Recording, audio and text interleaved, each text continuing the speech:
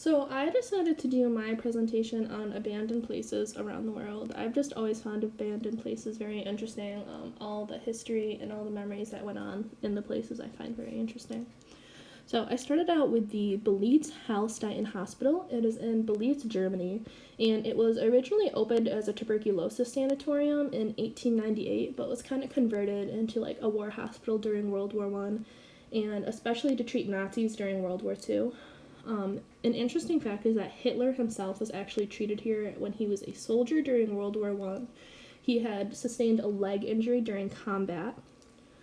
Some parts are still used for Parkinson's disease and brain research, but a majority of the place is abandoned, and it was shut down shortly after the Soviet Union fell around 1990. And these are just some of the pictures I found from the place. So the next one I did is more of a well-known one, Chernobyl. If you don't really know anything about it, there was a huge nuclear plant that exploded and about 50 tons of radiation were exposed. This was one of the towns closest to the plant. It was Pripyat, Ukraine. It was about 3 miles from the power plant and home to about 50,000 people, a majority who were about 26 to 27 and who also worked at the plant. The exclusion zone, or the zone that was pretty much quarantined and deemed uninhabitable, was about 1,600 miles long. The radiation was actually so bad when it was first exposed that trees turned red. So the radiation was actually really bad, and a lot of people ended up getting cancer and dying from it. But people were forced to evacuate pretty fast. They were really only given hours or maybe up to a day, so they were forced to leave a majority of their belongings and even a lot of their animals, unfortunately. And they were originally promised that they were going to be allowed to come back, but after more of the truth came out about how bad the radiation really was, they rather weren't allowed to come back or chose not to come back. So I do have a lot of photos from old abandoned places that were pretty much frozen in time. This one looks like an old doctor's office. The other one looks like an old abandoned manufacturing plant. The one on the bottom corner here, though, that looks like an old pile of clothes is actually one of the most radioactive parts of the town. So when the explosion first happened, it was treated like a normal explosion or fire. People weren't aware of how radioactive it was. So firefighters responded to the fire and were exposed to extremely high amounts of radiation, and once they found that out, they stripped all their clothes and equipment off, and it was contaminated with extremely high amounts of radiation, and even today still gives off really high and dangerous levels of radiation.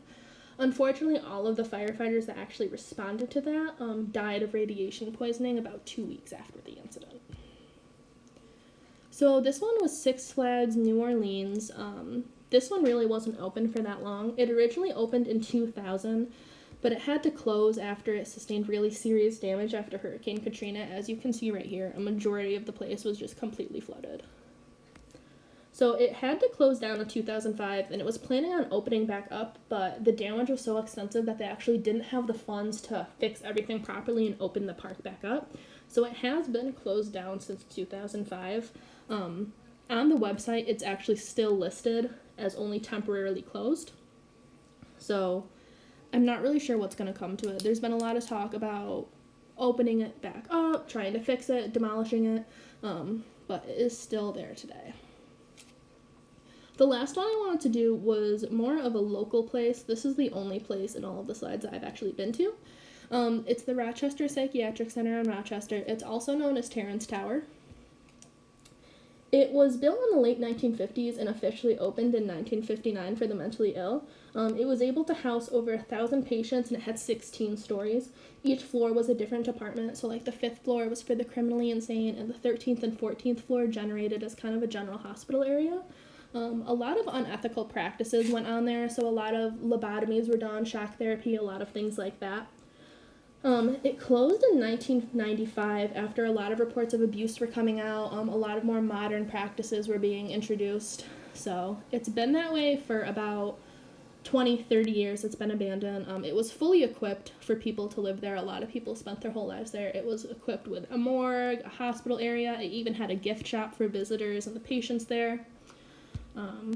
And that is the end of my presentation. I have to say, just to not get myself in trouble, that I am not supporting or encouraging anybody to go in any of these places. It is obviously illegal and dangerous, and a lot of these places offer tours anyway. So, thank you.